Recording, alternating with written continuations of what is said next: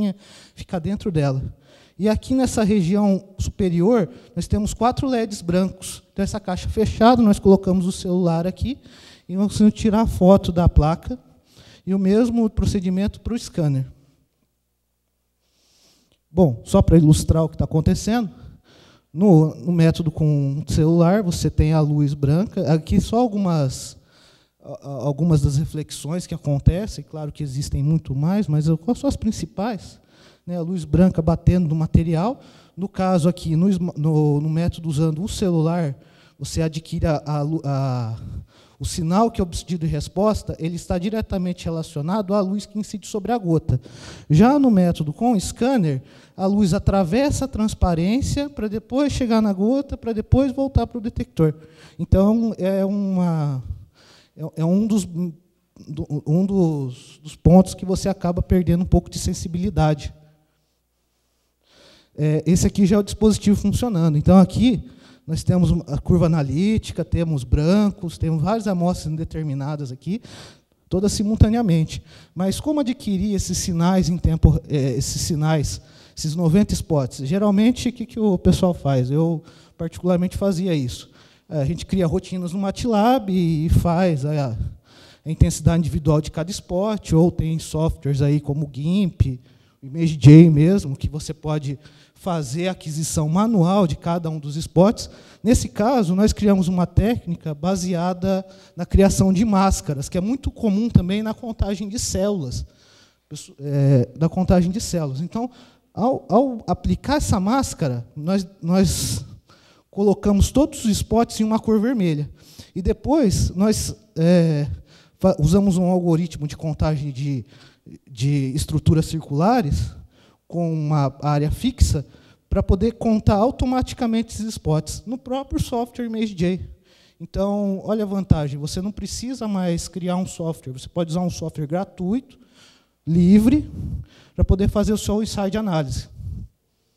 E ainda com alta eficiência e rendimento, porque você vai conseguir 90 pontos individuais. Bom, após isso, então, os sinais são a imagem segmentada nas componentes RGB e os sinais exportados. É feito um tratamento quantitativo por 2 métodos distintos. O primeiro usando a razão logarítmica das intensidades iniciais e finais, conhecido como densidade óptica relativa, e a distância euclidiana.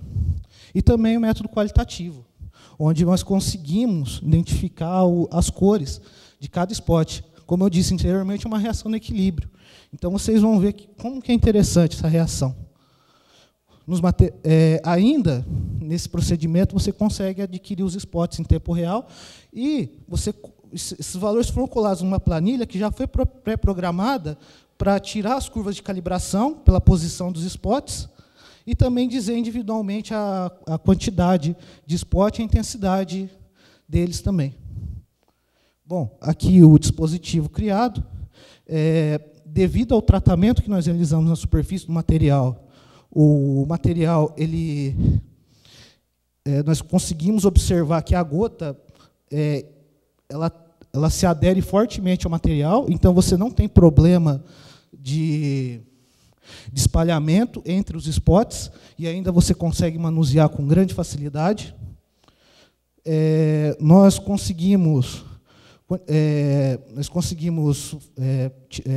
levantar as curvas analíticas do método, as figuras de mérito, mostraram eficientes para determinação. Só estou avançando um pouco por causa do tempo, tá? E outro resultado interessante e muito importante desse trabalho é que foi realizado um ensaio de robustez e repetibilidade em dias diferentes, em umidades relativas do ar diferentes. Então, você pode ver que, ao longo do tempo, e também com operadores diferentes também, ao longo do tempo, o dispositivo ele mantém o sinal constante.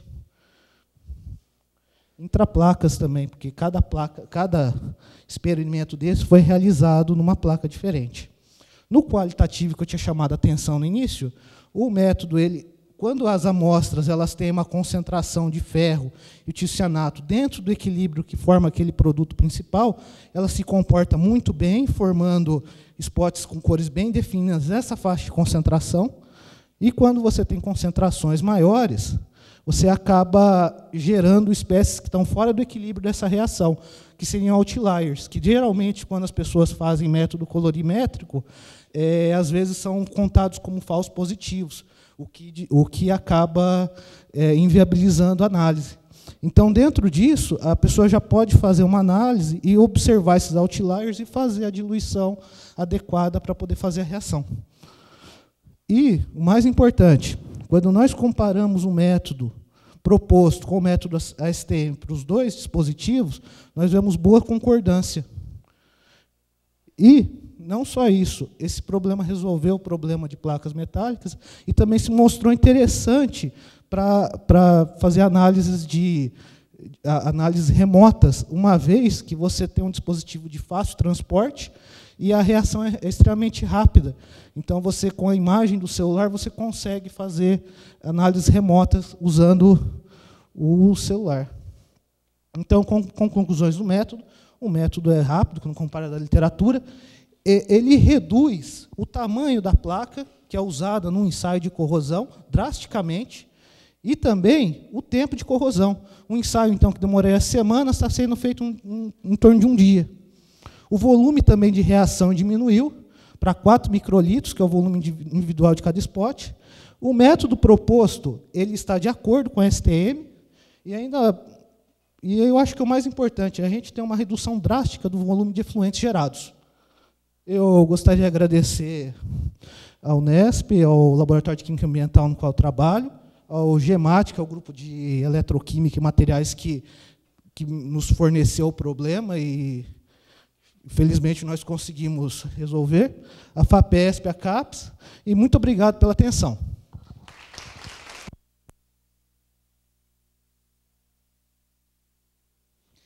Abertos para questões?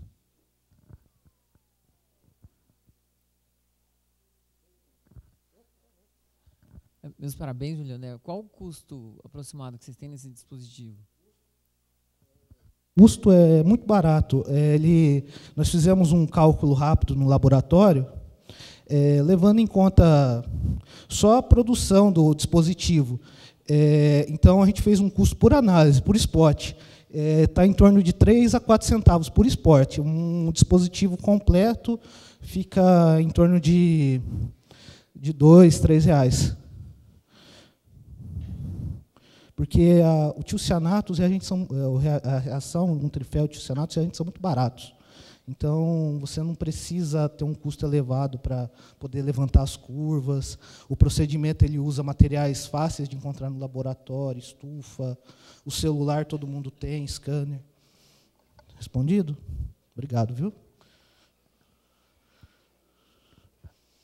Bom dia, tudo bem? Muito obrigado pela apresentação.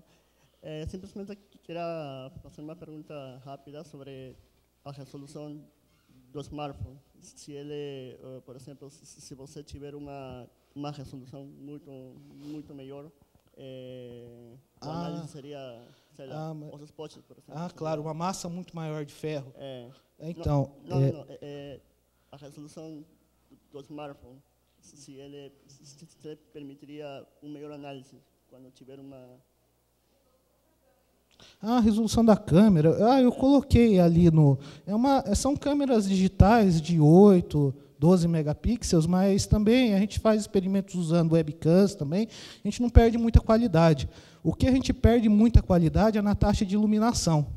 E também, geralmente, quando a gente vai fazer no Windows, tem muito problema, porque geralmente tem aquelas correções automáticas na imagem escaneada, por exemplo, nas fotos. Então, isso acaba dificultando o resultado. Então, para sair um pouco disso, a gente acaba usando os softwares livres, que tem muito mais opções para você poder trabalhar. Mas nada impede usar o Windows, usar o Mac, mas tem que sempre tomar cuidado, porque os programas eles sempre fazem uma alta correção na imagem. Então, você tem que tentar sempre desligar essas opções. Perguntas? Já pensou em acoplar diretamente, né, a tratamento da imagem juntamente com a parte de corrosão, né? Juntar tudo num processo único, sem ter que tirar Estamos trabalhando nisso, professor. Como nós reduzimos drasticamente o volume da placa, nós estamos tentando fazer cada vez menores dispositivos e tentar adquirir as imagens com microscópio, com estereomicroscópio. Mas ainda está muito inicial o trabalho. O que acontece é que, às vezes, quando a placa é muito pequena, acontece o problema contrário. A placa corrói muito rápido. Então, você acaba perdendo o comecinho do processo de corrosão. E aí começa a corrosão sobre a camada de corrosão, né? E aí você não tem a avaliação ideal de como que está acontecendo o processo na placa. O processo não é linear, né? Isso. Correto. Temos tempo para mais uma pergunta. Não? Bom, muito bem, então. Obrigado. Imagina, eu agradeço. Juliano.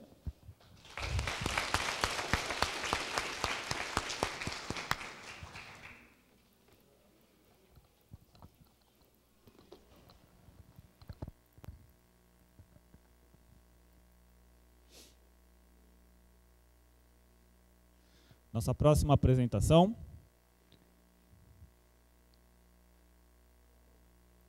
essa última apresentação do dia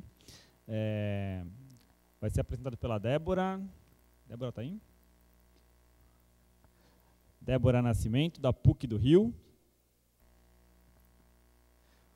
Prazer em revê-la de novo aqui apresentando o trabalho. Microfluídica aplicada à obtenção de microcápsulas com flexibilidade ajustável.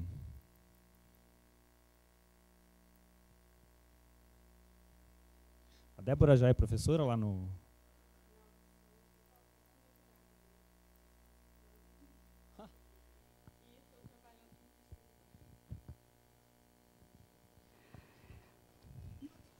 Bom dia. Eu sou Débora, então sou aluna de doutorado da UFRJ, estou terminando, e estou trabalhando como pesquisadora na PUC com o professor Márcio Carvalho. E eu vou falar um pouquinho sobre como a gente usa a microfluídica para fabricar essas microcápsulas que são flexíveis, mas elas podem ser um pouco mais flexíveis ou um pouco mais macias, né? Elas podem ser um pouco mais rígidas ou um pouco mais macias, dependendo dos processos que a gente utiliza. E aí a gente usa um capilar de vidro com capilares... um dispositivo de microfluídica composto por capilares de vidro que a gente fabrica dentro do laboratório. Como é que ele é feito, né? A gente usa agulhas, cola epóxi e um capilar quadrado com capilares cilíndricos dentro desse capilar quadrado. Então, a gente pega esses capilares cilíndricos, que a gente pode ver aqui, usa um equipamento que é chamado de Micropipette Puller, que ele vai tracionar e vai aquecer simultaneamente esses capilares. Então, a gente coloca um capilar ali dentro, ele vai aquecer e vai tracionar ao mesmo tempo, formando duas pontas cônicas. Então, ficam duas pontas assim, como essa daqui, com o tamanho aqui bem controlado. Mas isso também pode ser feito com maçarico. A gente pode simplesmente ligar um maçarico, colocar o capilar ali na frente e puxar. A gente só não vai ter a constrição ali dessa ponta tão controlada, mas isso também pode ser feito com maçarico. A gente fazia, inclusive, antes do puller chegar no laboratório com o maçarico. Então, no início, assim que essas pontas saem do puller, elas estão assim com a pontinha bem fininha, a gente começa a lixar. Lixa mesmo d'água, aquelas lixas que a gente usa para trabalhos manuais, né? Artesanato, essas coisas. E aí, dependendo do tamanho que a gente tem as pontas, a gente lixa até um tamanho determinado para a gente alcançar microcápsulas com tamanhos diferenciados. Então, a geometria do canal vai influenciar no tamanho da microcápsula. E aí a gente pode usar também o capilar sem ele ter sido puxado e aquecido. Ele pode ser simplesmente reto, do jeito que ele vem da fábrica. E aí a gente vai ter, nesse caso aqui, microcápsulas muito grandes, cerca de 600 a 900 microns. E que, conforme a gente ajusta essa geometria aqui, a distância entre as duas pontas, o tamanho da ponta do capilar de injeção, o tamanho da ponta do capilar de coleta, a gente pode ter gotas até, o menor tamanho que a gente conseguiu foram 90 microns. Então, vai de 90 a 900 microns o tamanho dessas cápsulas. Além disso, a gente tem que ajustar as vazões. Então, como é que esses dispositivos funcionam, né? A gente tem um mecanismo, inicialmente, de escoamento coaxial. Então, eles podem funcionar normalmente para fazer emulsões simples. Você tem aquele capilar cilíndrico aqui, cônico, com a ponta, dentro de um capilar quadrado, e os líquidos fluindo aqui, imissíveis. O líquido interno e o líquido externo, que flui entre os dois capilares, formando as gotas e elas saindo aqui pela direita. Ou, então, o contrário, uma focalização hidrodinâmica do escoamento. A gente pode ter o fluido interno imissível, né, ao fluido externo, sempre os fluidos têm que ser imissíveis, e aí o fluido interno pode estar sendo impulsionado através do capilar quadrado, e o capilar cônico pode ser invertido, transformado em capilar de coleta. E aí o líquido externo ele vem na direção oposta, fazendo uma focalização desse escoamento interno aqui. Nesse caso, o diâmetro desse escoamento é menor do que o diâmetro do capilar de coleta. Isso aqui pode modificar, inclusive, o tamanho das gotas. E, além disso, diminui também a questão do entupimento, né? Dependendo do que vem aqui, a gente filtra bastante essa solução, mas, às vezes, acaba acontecendo entupimento. E aí, para fazer emulsão dupla, nesse caso aqui, a gente faz emulsões simples, óleo em água ou água em óleo. Para fazer emulsão dupla, ou microcápsulas, né, a gente faz uma emulsão dupla e depois a gente quer que essas emulsões duplas se transformem em cápsulas, com a membrana rígida, né, ou flexível, dependendo da composição. Aí a gente combina as duas coisas. Combina o escoamento coaxial com a focalização hidrodinâmica desse escoamento. Então, a gente tem aqui o capilar cônico e aqui a injeção do fluido intermediário e o fluido externo vindo pela direção oposta, fazendo uma focalização e as microcápsulas sendo produzidas aqui nessa direção. Isso já foi feito lá no laboratório do professor Dave, lá na Harvard. Quando eu fiz parte do doutorado lá, eu aprendi a fabricar esses dispositivos e trouxe essa tecnologia para o Brasil. E aí a gente começou a fazer e fomos estudar também o que eles tinham feito em relação ao mecanismo, né? Se era gotejamento ou se era jateamento. A gente queria fazer uma gota interna só dentro da gota externa, então a gente foi estudar a razão dessa formação das gotas, como é que elas funcionavam, como é que isso era possível de fazer. A gente queria diminuir um pouquinho essa polidispersão, então a gente preferiu evitar a formação de jateamento, a gente foi direto para a formação de gotejamento, para a gente ter uma polidispersão um pouquinho menor. Então, o que aconteceu? A gente começou a pensar qual material a gente podia usar nessa membrana, né? Já que a gente queria flexibilidade ajustável, o que a gente podia usar? Aí a gente ficou pensando, qual elastômero, assim, né? Um elastômero que a gente podia ter, uma cadeia polimérica aqui, com agente de reticulação que vai ligar essas cadeias poliméricas, e aí, se tiver uma atração, ele consegue fazer com que haja uma resposta elástica, né? A gente consegue ter as borrachas, normalmente, são elastômeros, né? O que a gente pensou? O que todo mundo faz? Silgard 184, PDMS, que a gente usa para fazer dispositivo. Que tal usar ele para fazer as cápsulas? E foi o que a gente fez.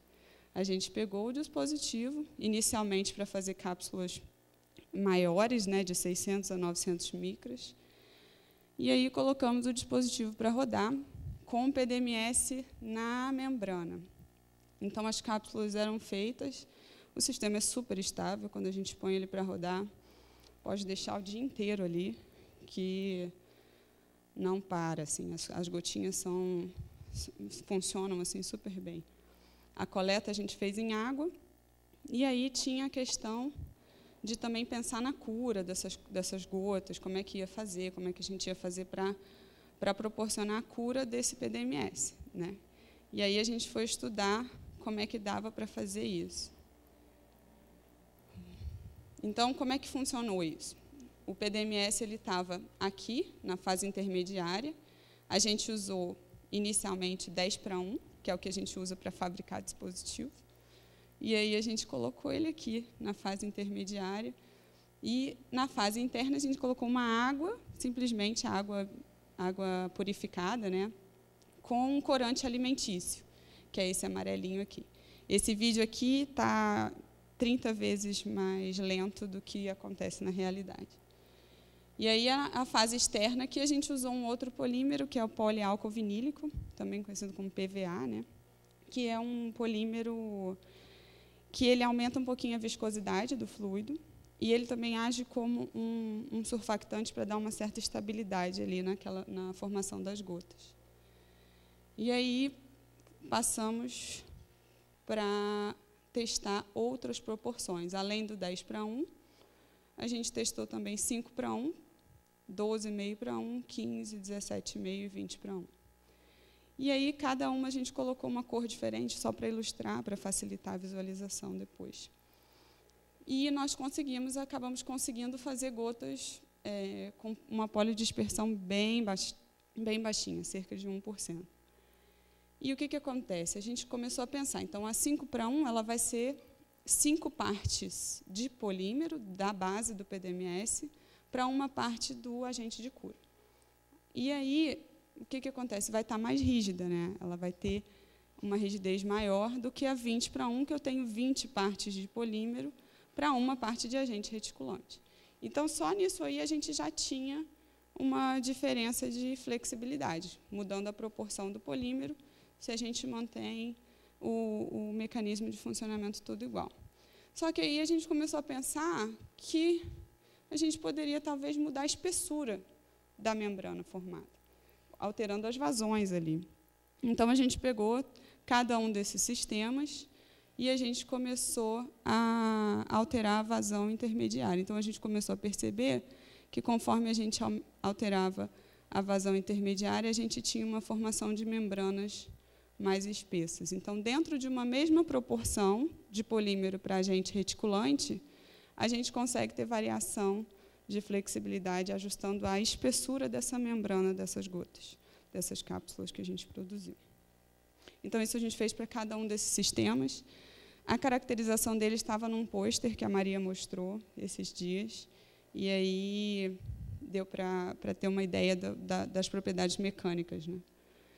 Então, a gente resolveu diminuir o tamanho. Vamos ver como é que faz para fazer gotas com tamanho menores. Mudamos a geometria do canal. E esse videozinho aqui, acho que eu vou ter que tocar.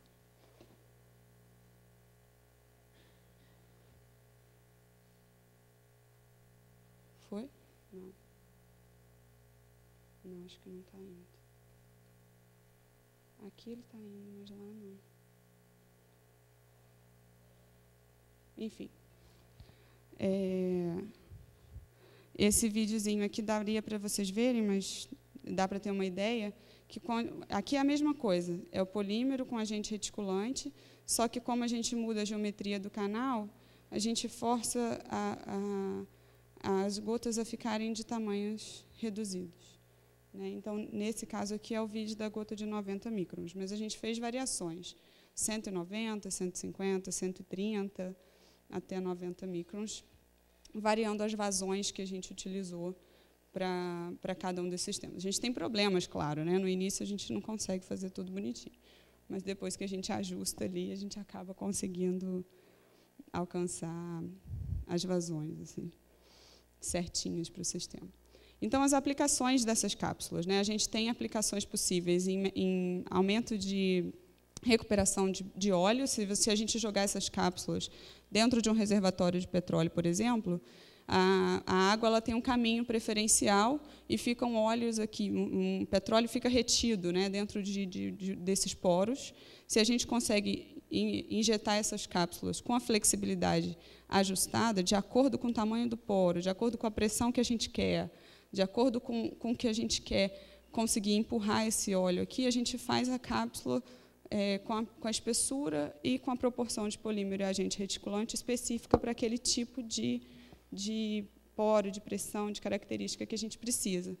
Então, nesse caso, se a gente bloqueia esses poros aqui, vai aumentar a pressão aqui interna no reservatório e ele vai tender a empurrar esses óleos presos aqui. E aí aumenta a recuperação. A Nicole, que é uma das participantes aqui do workshop, que está lá no nosso grupo, aluna de doutorado, ela me cedeu uma das imagens dos experimentos dela. Isso aqui é dentro de um chip de 2D. Nesse caso, ainda está no início, que foi feito com emulsões, água em óleo, simplesmente. Mas, no caso das emulsões, quando não tem essa cápsula rígida, elas quebram, a gente não tem uma estabilidade muito grande dessas cápsulas. Por isso, a intenção de ter um polímero ali para poder dar uma estabilidade para que essas cápsulas não quebrem com tanta facilidade, né? É o próximo passo que ela vai fazer aí no doutorado dela. Além disso, tem uma aluna de iniciação que a gente está trabalhando com parte de escoamento dessas cápsulas dentro de um tubo. Esse tubo é bem grande, não é microfluídico. As cápsulas aqui, cada uma tem em torno de 700 micras. E aqui é uma imagem mais próxima, que a gente pode ver elas escoando dentro desse tubo, e a gente pode estudar o efeito de marginalização que ocorre. Normalmente, dentro de uma célula sanguínea, a gente tem hemácias que são mais flexíveis e plaquetas e leucócitos que são mais rígidos. Então, as partículas mais rígidas